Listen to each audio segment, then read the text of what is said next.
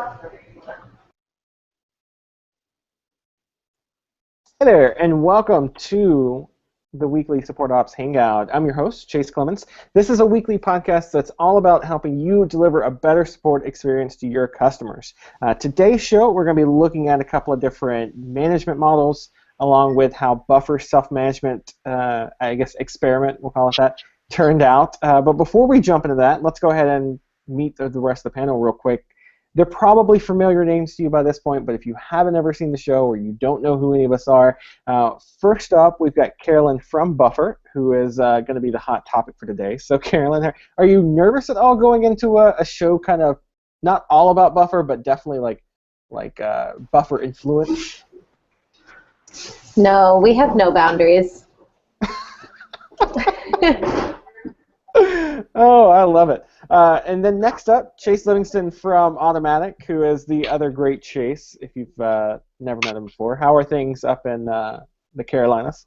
We're very good. Nice and cool weather here the past couple of days, so it's starting to feel like fall.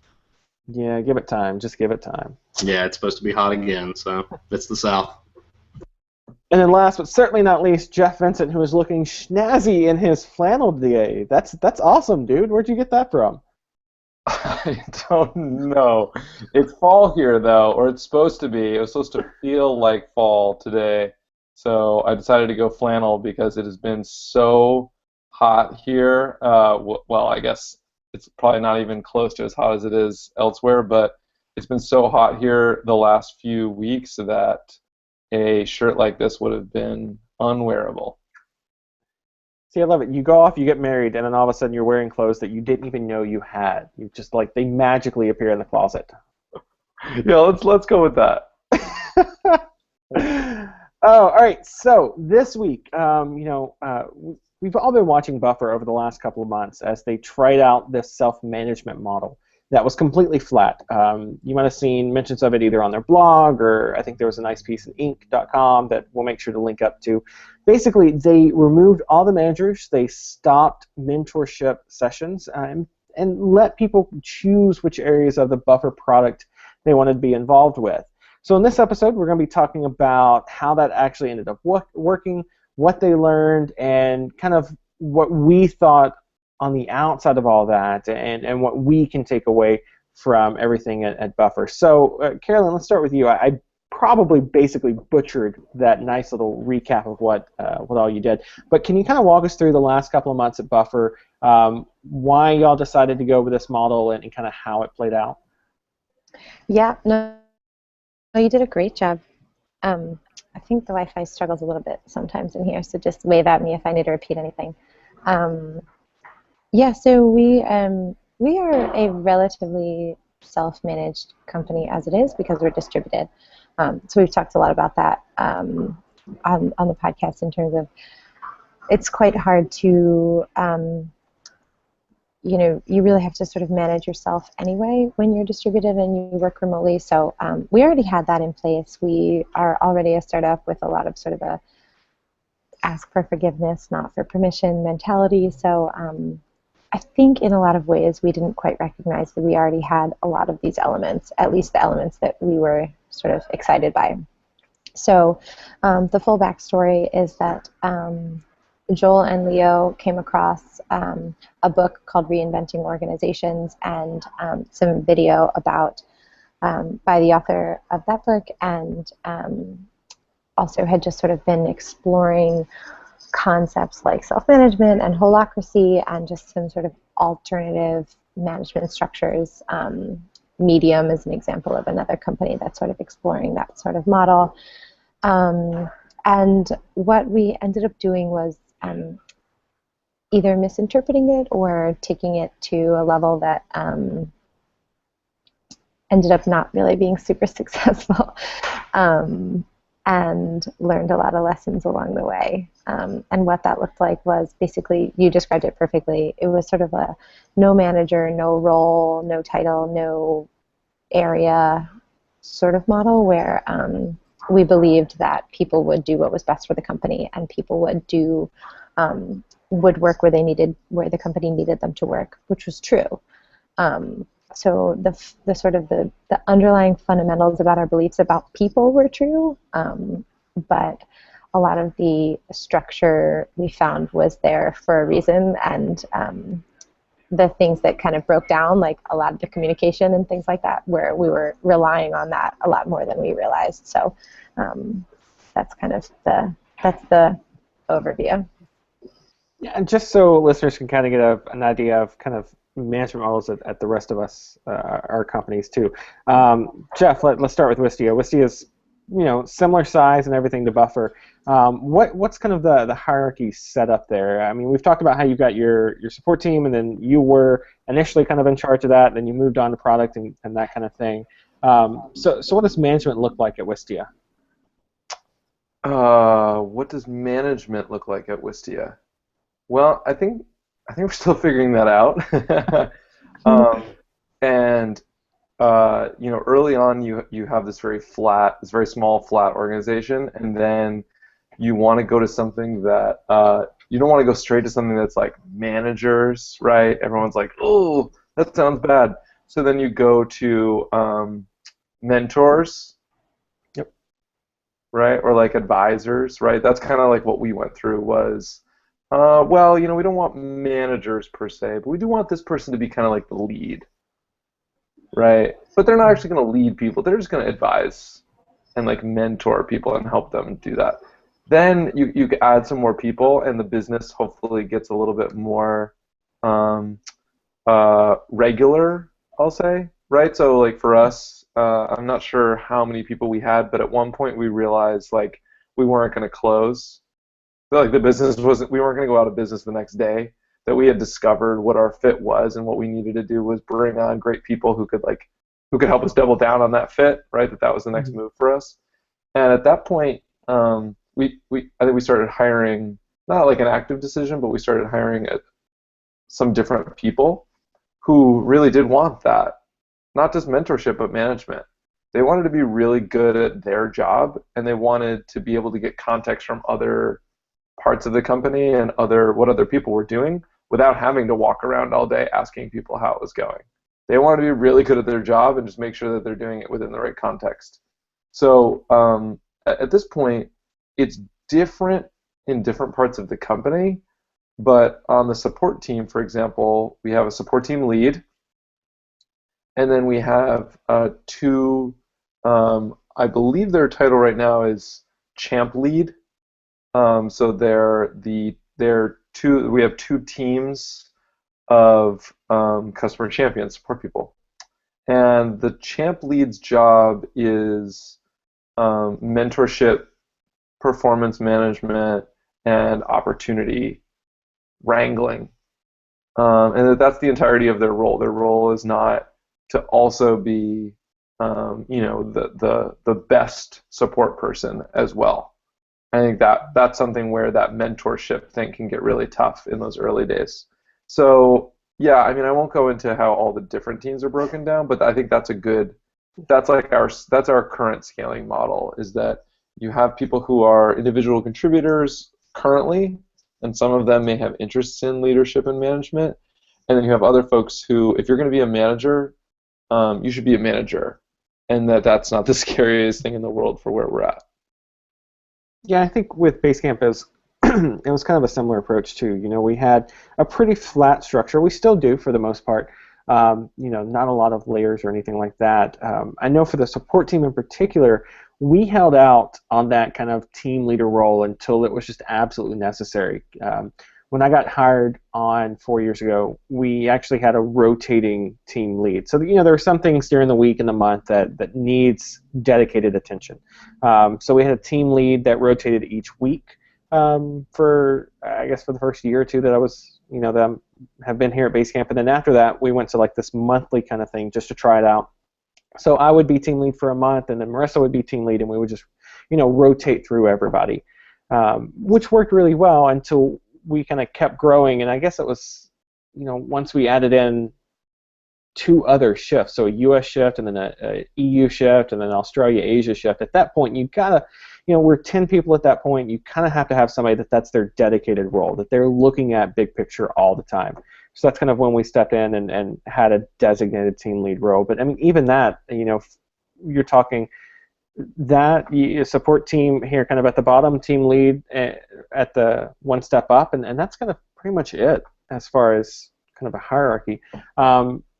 Chase Livingston, when it comes to automatic's huge, so I imagine you have a much kind of, maybe not more rigid, but definitely more extensive kind of management system going on. So can you kind of walk us through what it looks like at Automatic?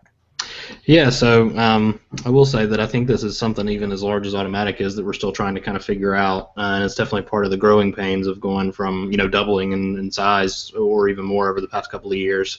When I started, there were less than 200 employees, and now we're probably going to be at 400 by the time we have the Grand Meetup in October, which is all over double in about 2 years. So essentially, when I started as a happiness engineer, the majority, not all, but the majority of happiness engineers were part of a single team in the company, and we just called it Core Happy.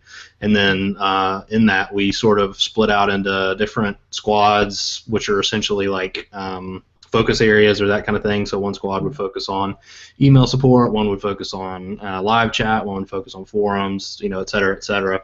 But then obviously once things started, progressing past, 30, 40, all the way up to now we almost have 100 happiness engineers. That sort of became, with one team lead essentially for that entire group of people, that was a little unwieldy. And so essentially each of those squads with some tweaks split out into their own like official teams within Automatic. So we're still sort of under a happiness umbrella, with Spittle being like our lead per se, but he's not as much of a lead as he is like an advisor to each of the team leads that are on the newly formed happiness teams. And essentially those team leads report directly to Matt, with sort of Spittle not necessarily in between, but as sort of as an advisor to Matt and to all the other team leads, like a mentor, that kind of thing. So yeah, there's still not a whole lot of hierarchy, and the team lead positions, like you mentioned, even at Basecamp, are still sort of, they can be fluid. It's something that if say my team lead Jeremy were to go on paternity leave or something like that, where he'd be gone for a while, somebody else will just step in as team lead, at least while he's gone, and may continue when he comes back. It's not something that there's no anywhere that says he has to be the team lead or anything like that. So they can definitely be fluid positions as well. So, but that's still something we're definitely trying to figure out, and how that management structure works and that kind of thing, even with as many people as we have. Cool. So that's the baseline, kind of where all four of our companies are at, and kind of how we're doing it now. So let's dig in more on this kind of experiment that Buffer took on. So Carolyn, back to you, since you're our Buffer person here. So you get into this, and it's a flat approach. It's everyone self-management. It's everyone kind of, like you mentioned, kind of putting in where they need to be and that kind of thing. At what point did y'all start to realize that things like this just wasn't really working? Like, what was the flags that went up where y'all started going, we've probably got to change this? It was a couple of small things at first. So what happened was, like, it didn't all ground to a halt. Like, nothing fell apart. Like, what basically happened is that just everybody knew exactly what they were supposed to do because they were doing it before, so they kept doing it, except for the team leads and except for the people who focus a lot on numbers. So we removed all goals. We believed that the company would sort of go the direction that it was supposed to go. It's this sort of very complicated concept of the company sort of having its own destiny almost. And so what really ended up happening is we just continued on exactly the way we were. So we didn't fall apart. Nothing failed terribly. We just didn't grow, and we didn't really improve. And we had been on this really cool trajectory of growth, both in terms of hiring and in terms of improving, and on all sides. Product, not just happiness team, not just on the support side, but product, engineering, platform, marketing. And it all just kind of plateaued. And so as opposed to like if it had failed terribly and like everything had gone to chaos, in which case we probably would have like noticed it sooner. We just kind of like didn't really grow, and we were sort of wrapped up in this this experiment for a while, and so we started to realize that after a couple months, honestly, which we like disbanded the team of people who like works on the business. Like there used to be like a leadership meeting once a week or every 2 weeks, and we disbanded that because that felt like management, and like it's like really hard when you like remove the people who like make these decisions and think about these things. It becomes kind of hard to undo those decisions. Which makes sense, of course, but so it all just kind of took a long time. And we also sort of changed the communication structures because there was no managers anymore. So people were talking to each other, but there was no real we didn't really realize how unhappy people were at first until people started to kind of talk to each other, and some people started to make these connections and say, like, it doesn't seem like people are really that thrilled with this experiment. Why is that? And the further we got into it, it all came to a head when we did self-managed salaries. When we were like, okay, we're fully self-managed now, like everybody just choose a salary, and like everybody was like, this is horrible. Everyone was like, I hate this, and I hate everything about it. And we started to ask some big questions about, like, why does everyone hate this, and why is this so terrible? And like, maybe this is this is sort of a microcosm of a bigger thing going on. So that's kind of what the whole sort of point was, that we realized that it wasn't really working. Yeah, it's salaries. That's hilarious, because I remember when it was after one of our shows, and you had told the rest of us that y'all were thinking about doing this, and I think that was my first like, all right, so if I get to set my own salary, like, what am I really worth, and can I pass that number off like to other people? Yeah. That gets a little. I guess it gets a little tricky. So you've got to have somebody up there making calls like that. Jeff, is that kind of are those situations what your team leads and your Wistia management things are there for, so that, are they there to make tough decisions like how much everybody should get paid? Is that kind of the big purpose behind them? That is a good question. Because if that's the big sticking point with Buffer, like, not that's the only sticking point, but if that was the moment where everyone realized, like, maybe this isn't working, is something as simple as like determining someone's salary like one of the big questions that only management should be like looking at? Oh man, I have no idea.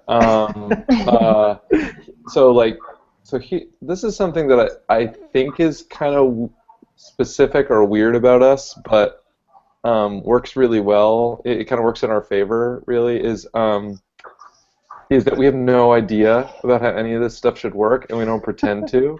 And we know that we have not unlimited time, but a really long time to get it right. And so what that means is that we very rarely make sweeping changes. We very often make like very small process improvements. And what I would be lying if I said is that means that no one is ever upset with the process, or that we don't ever like leave it in a really bad situation for a really long time, because we do. I think the thing that we think is like the most important is that you're able to say with conviction what the why is behind something, and what your goal is in doing that. Like and this is anything. I mean, we do this from the product standpoint, from like adding new features, to when we reorganize. And we've reorganized several times, and it's not worked several times.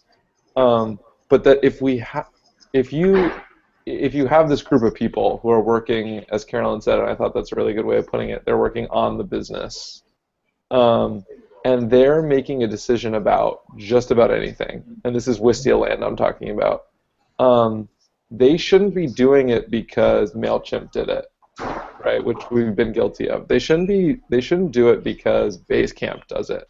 They should do it because our read on what MailChimp or Basecamp was trying to do seems applicable to us, right? They put this process in place because they didn't think that people were bringing their full creative selves to work, and they wanted to encourage that, and that we were suffering from that as well, right? And the thing that makes really easy for us is if you put something in place and it doesn't solve that problem, then you can roll it right back, right? But if you put something in place and it brings up a whole new set of different problems, but it solves the one that you intended, then you have made this small change in your process, and you can then make a decision like, okay, do we keep what we have and try to solve the new problems in a Wistia way, or do we roll it all back?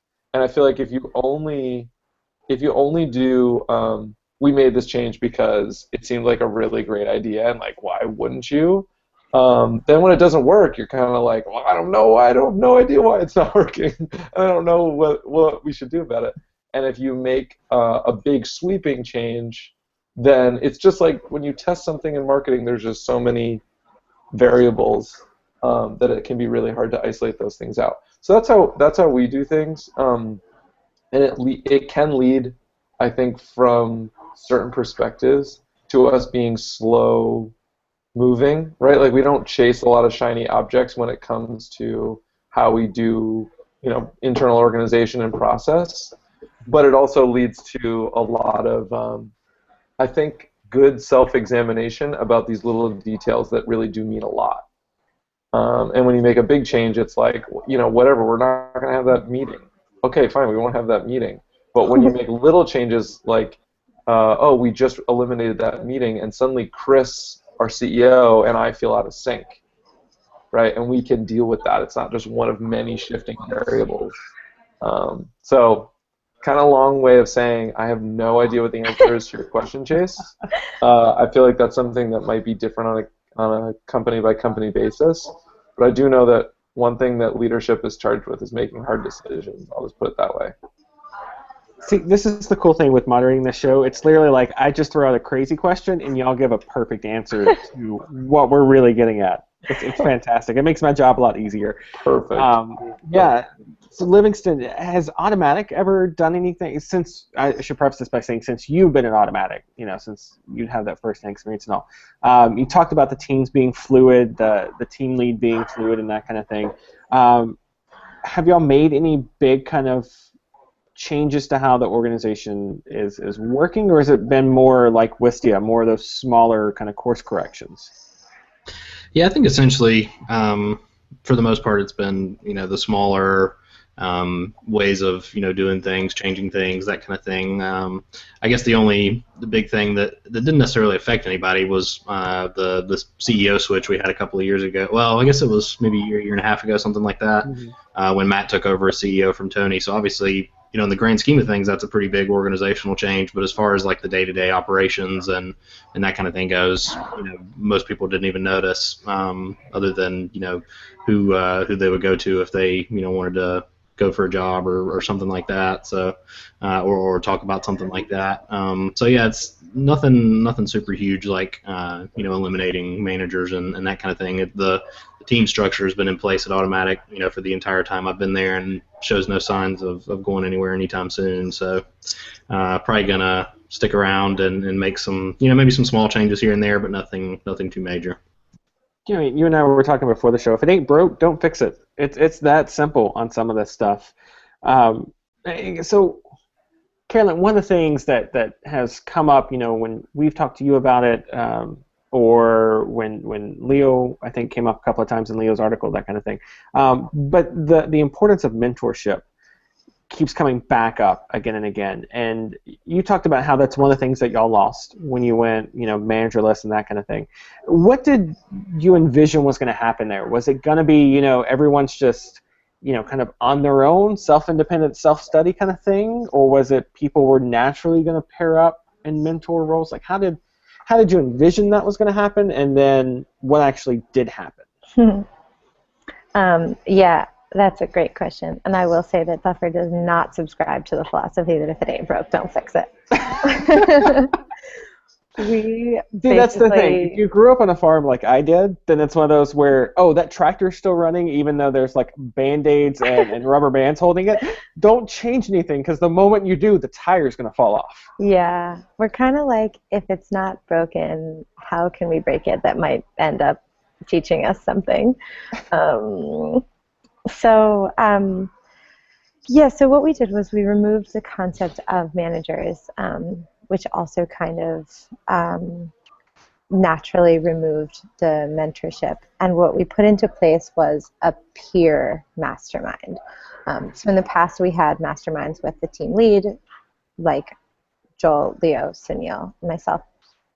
And what we put into place was peer masterminds. So people paired up with somebody either in their role or not always, not even in the same team, but somebody who either might have close enough challenges that you can work together, or different enough challenges that you can see things from a different perspective. I don't know. We never really solved which one was better there. So that was what was supposed to happen. It was also, we were small enough that we were still sort of operating as like teams, and we thought that people would have opportunities to self-study, like you said, maybe even more so, and people would have chances to try things that they maybe wouldn't have otherwise been able to try, and all that stuff. The peer mastermind worked on a lot of levels. That was great. It took it from a top-down to sort of a share more openly with a peer, which was really valuable. And people felt like it was more of a partnership. It was more two-sided. People were, it wasn't just one person talking about his or her achievements and challenges. It was both. And so a lot of good came from that. The problem was that then all this communication stayed in these pairs. So in the past, when I was doing masterminds with, 4, 6, eventually 8 people, which was too many, by the way, but I knew it if 2 people were having the same challenge, and I especially knew it if 8 people were having the same challenge. And I got to say, oh, so-and-so is also working through a similar question, like, why don't you 2 work together on that? Or like, this seems to be a common theme, why don't I bring it up in the leadership meeting? And so kind of having a communication hub there was really valuable, and we didn't really anticipate that. I don't know why. I guess we thought we were so transparent that like people would just talk about these things anyway. Turns out that's not true. So what ended up happening was a lot of times 2 people had the same challenge or the same problem or the same discomfort or the same uh-oh feeling about something that was going on. And they would just talk about how to deal with that feeling as opposed to how to like really solve the problem at a company level. And so all these like pairs of people were having the same conversations and nobody was talking to each other. And it only started really talking. We only started really talking to each other when it was the salaries thing, because we were all like, I don't want to. It's too hard. I don't know how to pick a number, and it's so hard to. Nobody wanted to go first because then you set the benchmark. Like nobody was doing it, and so we were like, what do you think about this, and how am I supposed to do this? And then we were all like, actually, we're all having these same questions. So that was kind of what we had intended and what actually happened. And transparency is great, and a lot of times we had a lot of, we did have conversations in Discourse and in Hackpad and email that were affecting the whole company, but you just have to have your person. At least that's my feeling. That's what I've learned from it, is that if you don't have your person, if you don't have the person who you can go to who is there specifically, that person, it was my job to help my team feel successful. And the difference with the mastermind peer partners is that it's not that person's job. It's just that person's job in this hour. So having somebody who you can really trust, and there was a lot of trust in the mastermind pairs, but somebody who you really trust who can affect change in a really meaningful way is super important. And just having somebody that you can just go to and not spend so much cognitive energy solving every single problem that the company is having. Like, we had all these people who were thinking about the same questions instead of going, I don't think this is right. You guys are going to talk about it? Great. Which, like, on some level is awesome because it means that everybody's really invested and they're thinking about these things. And we were all, like, super invested in a way that that we hadn't been before. But we were all also, like, duplicating a ton of effort and really exhausted and distracted a lot of the time. So that's kind of what happened. Can I raise something? And I really don't mean to be overly critical or negative, but I think you're absolutely right that Buffer's culture is, if it's working pretty good, let's break it real quick and see if we can learn from it. Mm-hmm. And it makes me, it's so strange, having not worked at many other growing companies, right? I've never really seen this play out, but we have so many problems. As a group of 50 people, Wistia has so many problems that there's really no, like, I think it's kind of like the analogy that Chase was drawing to a farm. Like, why break the tractor when the thing that, like, holds the cows in the pen is already broken and I already need to fix that? And then on top of that, it hasn't rained in, like, 2 weeks, so I'm not, like, super confident about what's going on with those, like, squashes over there. So, like, I kind of need to focus on that. And I guess I feel like we have so many things that we can work on and not enough time to even do any of those, that perhaps the hypothesis is we should still break this major thing over here because that's how we would, like, 10x ourselves. That's how we would, like, have this major moments of growth. And I think that's one way of looking at it. Another way of looking at that is, hey, let's take everyone who's, like, working away in our business and totally mess with them as an experiment. So I don't mean that to be overly critical, but as an outsider, from an outsider's perspective, that's what I'm reading into it. And I'm wondering what you would say about that. Yeah, I would say I generally agree with everything you've said. In that, so that model is really successful in a lot of ways. Like, we just, like, break shit over on the blog and find out what happens, and we stop posting for a month and find out what happens, and we do this to the product. We just change something and see how people react, and see if the numbers go up or down, or and I've fought some of these before because I also don't agree that when people are involved, it's great to just mess with them, and I feel that way about our customers as well. But there's certain tolerance for that type of thing when you're trying to learn fast, and when customers can get in touch and you can roll it back immediately. That's another one thing that you mentioned that I think is really key, or somebody mentioned. So I think you're right. Like, this model works really well, except I think what I personally have taken away from it is that it doesn't work as well when it's with people, and especially a bigger group of people. So when it was 20, we were all talking all the time anyway, and when it was 30, we were mostly talking all the time anyway, and now it's 50 and we're not, because we just can't. And I think it was around 40 that it started to break in terms of transparent communication. So between 35 and 40, like, everybody still was reading everything and still had time to, like, know what was going on in all the areas, and that stopped around, probably should have broken really at 35. I think we pushed it to about 40 until we finally went, we can't do this anymore.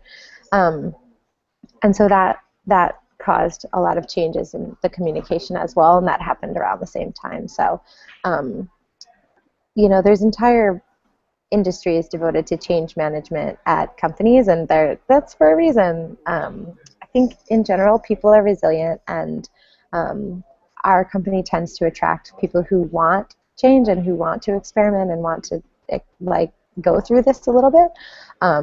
But I think what we've done in the past is like take the car and like try and like do this big swerve. And I think what we're learning now is like we can still go that direction, which is a different direction than we were going, but it just needs to be a much larger turn and like maybe just not quite as quick. So I think that's my response. No, I think that makes perfect sense. And I also, as you were talking, it brought to mind an article that I will try to track down that someone wrote. It's someone who like used to be the VP of product or COO or something at Yammer, I think, and now he's just like writing nonstop for the First Round blog. That's just what he seems to be doing. But the article was about, he's like big on holacracy, and one of the things that he mentions in there, which I thought was really smart, whether it's big changes or small changes, is there's a whole section on like what's going to break. Like, here's what's going to break when we make this change, and here's what's going to feel weird, and here's how we should handle that. Because we have the same thing, maybe not in terms of like our internal stuff, but in terms of like our product stuff, where it's like, when we introduce this thing, it's just going to go really well. It's just going to be great. It's just going to be brilliant, and everyone's going to love it. And there's nothing around like, how is this thing going to just go right off the rails? And when it does, what should we do about it? And especially for people stuff. Yeah, exactly. It's like, okay, so we're getting rid of your peer management thing. Like, that's going to feel weird because you're used to getting that feedback.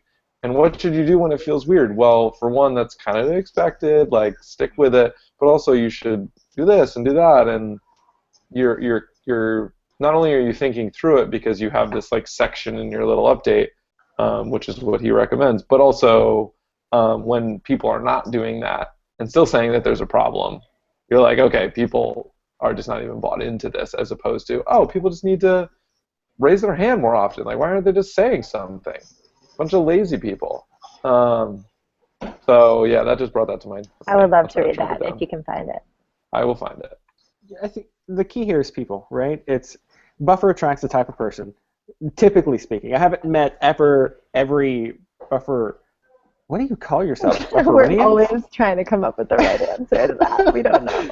Yeah, so I haven't met all of them, but they tend to be pretty open to change, pretty open to experimentation. And for me personally, so before I started in the sport world, I worked for a fast casual restaurant, and it was so basically our store did a lot of catering. It was nothing for us to do double or triple the amount of catering that any other store in our district would that day. So because we had so much product and so much money and so much staff tied up in the store, we were not the first ones to start experimenting on stuff. That goal, that kind of experimentation would go to a smaller store that was designed for that kind of thing. That was, we hired people who don't mind breaking stuff and seeing what happens, don't mind change, don't mind experimenting, because you're going to find what works and doesn't work in the smaller store, and then you can figure out if it's going to work in the bigger store. And there's going to be a lot less frustration and anxiety and confusion and everything else when the people that you have designated as working at that experiment store are the ones that experiment, right? So I think we need companies like Buffer because they're the ones where, we end up learning a lot from them in a show. Because I guess that's the best analogy I've got. You've got stores that service just experiment stores, whether it's McDonald's or Burger King or whatever fast food or fast casual you go to. There are stores that are just experimentation stores to see what new products will work, what new methods will work. And as long as your staff knows that, and as long as you, like Jeff was mentioning, prep them on what changes are going to happen, like fully prep, not just we think it's going to go well, but here's where we think it'll work, here's where it might not work. So you've got to prep them, and then second, you have to make it easy for them to talk back to you, and talk back in the feedback sense, right? So it's not like Carolyn was mentioning with Buffer, where you've got two people saying the same thing, and they know they're saying it, but nobody else knows they're saying it, so nobody knows what's going on. I remember with our store, there was always, so each production line, and this sounds so weird to talk about food, but you've got a line that's producing your lunch menu or whatever. They're right there next to each other, so they could talk back and forth, and the line lead would hear that. So it was very readily accessible feedback that they could work on really quickly. So if you're running a sandwich down the line and I don't know, like the tomatoes are out of place, you can change that really quickly because you hear them talk about it on the line right then. So you've got to have that kind of feedback loop in there to make it really worthwhile to experiment. I mean, going managers, like I said, Buffer is one of those companies that I think can get away with something like that. Some companies just can't, and that's okay. I mean, that's just how it goes. Yeah, we're at 45 minutes on this one, and I don't want to throw out any other questions or anything like that. So I guess the last big one that I want to touch on, for companies that are, for companies that already have some kind of management system in place, should they be thinking about some big experiments like this? So Jeff, we'll start with you, and we'll just go down the line. With your, with Wistia, would y'all ever think about having a big kind of mix-up like this just to kind of see what would happen?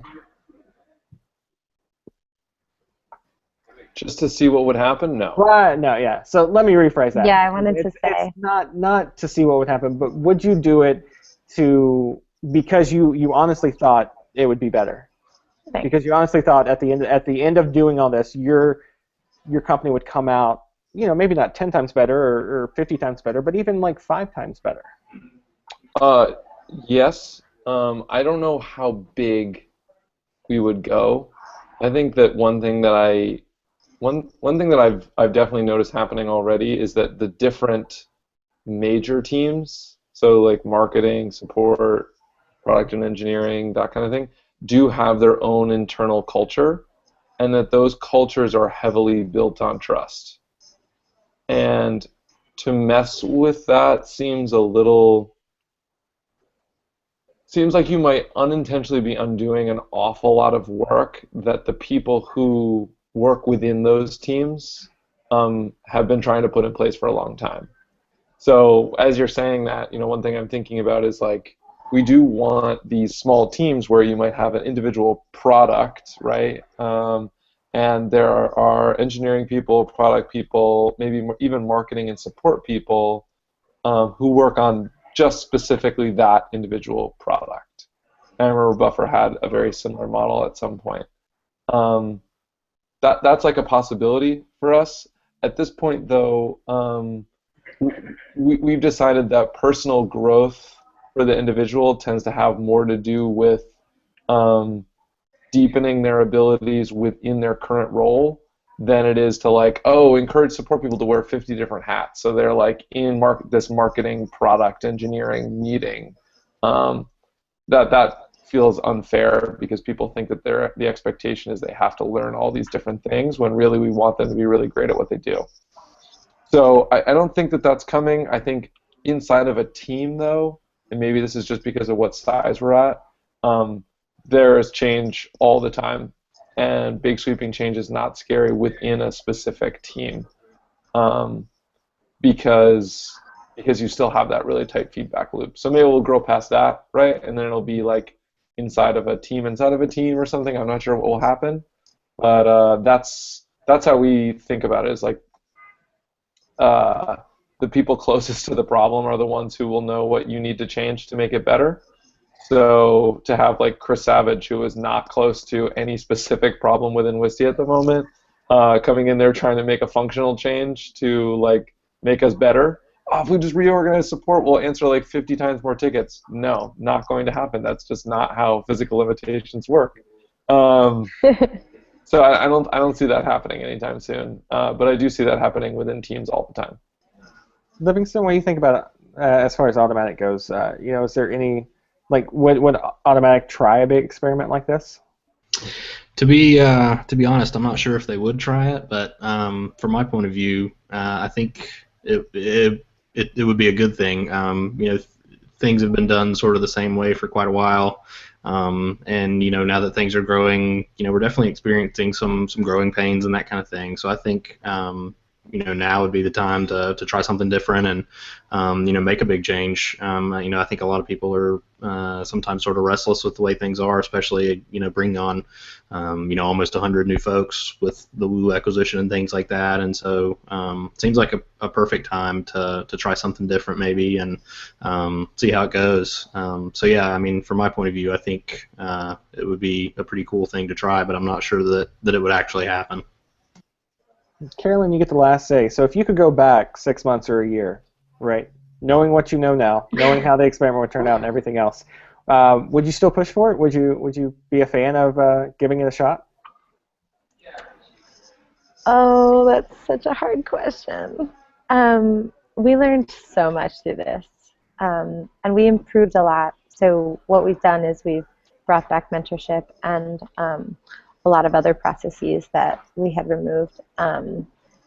But we are also very different compared to how we were before. From the little stuff, like a lot of those let's cancel that meetings, to the big stuff of what our identity is as a company and what we even believe about people and work and managers. So I can't really say that I regret it. However, I think we're behind now. So what we're doing right now is trying to catch up. Not just in terms of the growth that the company would have had, but the interpersonal stuff. People stop growing when the teams, in their careers even, forget about the personal growth that comes from mentorship and that kind of stuff. You don't even improve as a person who does support as a career if the company gets rid of goals and kind of does this oh well, float and do its best. So I think I wouldn't necessarily say don't do it, but I think it just would have been better if we had at least had some process to undo it, and keep what was good and get rid of what hurt a little bit sooner. Because we lost one team member as a result of it. I'm shocked it wasn't more, in fact. But that was kind of right around the time of the self-managed salaries. That was the thing that made everybody go, whoa. Because he said, I feel like I'm not personally growing, and I don't want to do that anymore. And I regret that the existing team spent 9 months feeling that way.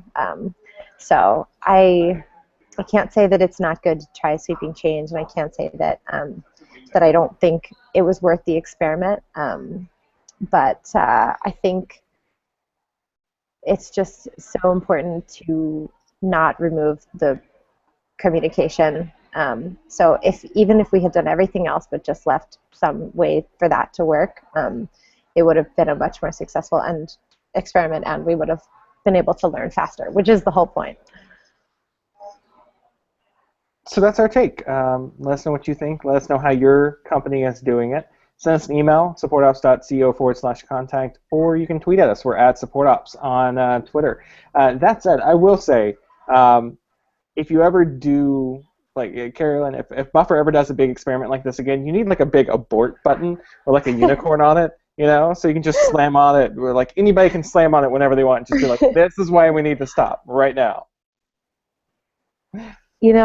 I am known for hitting the abort button, and sometimes it's good to just do it. So I don't know. I don't think there's any abort button. Oh, because I really think Buffer Office needs an abort button. Almost they've got the Staples That Was Easy button. You need a unicorn button that you can just slam on. Abort. We're done. That's it. Good idea. All right, so before we jump into the last segment of the show, just want to let you know, you've probably seen it on Twitter. We've sent it out a couple of times, and I think some of us have done it from personal accounts too. But we're doing a listener survey, so this is your chance to tell us what you like, what you don't like, what we're doing right, what we're doing wrong, all that kind of fun stuff, head over to supportops.co/survey to take it out and just help us out a little bit. Yeah, so let's wrap it up. Let's head into one of the real highlights of my week.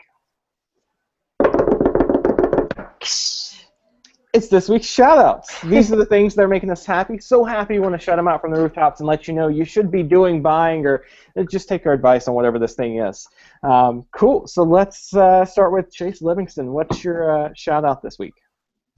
So one of my favorite news sites, which is MacStoriesnet, made a pretty big announcement today that they're doing sort of like a membership thing with the site, so you get some like special content and so sort of things that a lot of news sites are doing these days.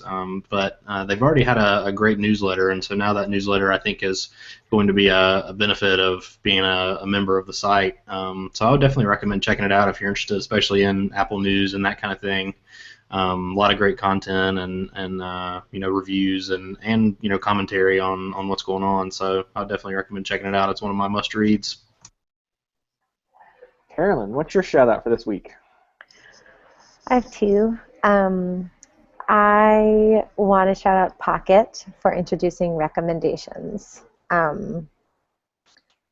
Firstly, having tried that at Buffer and having sunsetted the feature, I know how difficult that is.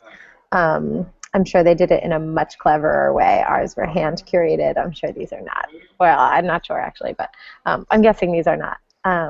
And no easy feat, and they've not only done it, but they've done a great job. I did not have the problem of not having enough in my pocket, but now I have that problem even less. I want to read everything that's in my recommendations, so good job, Pocket. And the other one I just wanted to shout out was JetBlue. I think, was it you guys that I told the story to about how they just sent me a refund because the screen didn't work. Anyway, they randomly... Wait, you get a full refund just because the screen didn't work? Sorry. Oh, okay. It wasn't even a refund. I used the wrong word. They gave me a $15 voucher basically for the next thing. They put it in my travel bank. At the time I thought that was not necessary, but I was happy about it. And I just booked another flight, and it was sitting right there for me. They were like, do you want to use this $15? I was like, oh, yeah, sure. Boom, painless. So kudos to them. Awesome. And Jeff, what do you got? It's funny that I brought this up earlier because I didn't really think this through, but I would like to shout out another first round article. If you guys don't read this first round, what the heck is it called? First round review. If you don't read it, I'm just going to echo what Chase Livingston said. It's one of my most reads. So good. A lot of content. I will say they publish probably 2 or more times a week, and they do a very good job of pitching it as really relevant. So the article that I'm shouting out is just recent, but it made the rounds within Wistia. It's called "Give Away Your Legos and Other Commandments for Scaling Startups." I think it's not complete by any means, but it is one of the better articulations that I've experienced of that feeling you get when you're bringing out someone and you're like, oh crap, they're totally better than I am at doing this. How do I balance them doing it the way I would have done it and want to do it with them just taking it and running with it way better? And I've had a lot of practice like that over the last 5 years. I am still not good at it. So this article is going to be safely saved away in my pocket to read every time I get that feeling. It's good to know I'm not the only one that uses Pocket just to store stuff. I know you're supposed to read it and then tap it, then it gets out of the way into the archive. A lot of my stuff ends up as a so my grandfather used to call it a commonplace book or a common book. It's basically he would literally, when he got magazines or newspapers or whatever, if he wanted to keep something and read it again, he would cut it out and tape it into this book. And then we would sit there be talking about something, and he'd be like, oh yeah, I just read this article about such and such, and he'd pull out the book, and flip through it, and there it is. Like, that's basically what we Aw. do with Evernote and Pocket and everything else. He sounds like a very interesting man. Hey, he knew it was cool before it was cool. I'll just say that. Original hipster, OG hipster right there. My shout out this week, Chase Livingston's probably in the same boat now. We're trying to figure out like this whole father-dad thing before we actually like the kid gets here. So I've been looking for something that would help out as far as like teach me stuff I didn't know about kids, but not do it in like that parenting magazine kind of weird way. So I stumbled across a great site called fatherly.com. Just read through a couple articles in the last week or so, and it looks to be pretty good, stuff I didn't think about before. Probably the smartest thing on there is they have this section that asks you what age is your kid, and it starts with expecting and goes all the way up to age 5+. So you can really you click it and it shows you, it's just categories, that's all it is, but they cleverly hit it right on the front page. It shows you kind of what articles are good to be reading and that kind of thing. So fatherly.com. I'll have that and all the other things in the show notes. They'll be up at supportops.co. Big thanks again to our awesome panel. We tried not to beat up on Buffer too much this week. Hopefully Carolyn will be back next week, even though we did a little bit. If you're feeling generous in the reviewing spirit and all that, head over to supportops.co/iTunes. That'll take you over to where you can rate and review us, or just leave it for us in the survey, supportops.co/survey. Let us know how we're doing and that kind of thing. We'll be back next week with a brand new topic, same crew, because these are the best support pros you'll find in the business. I'm Chase, and until we see you then, have an awesome week.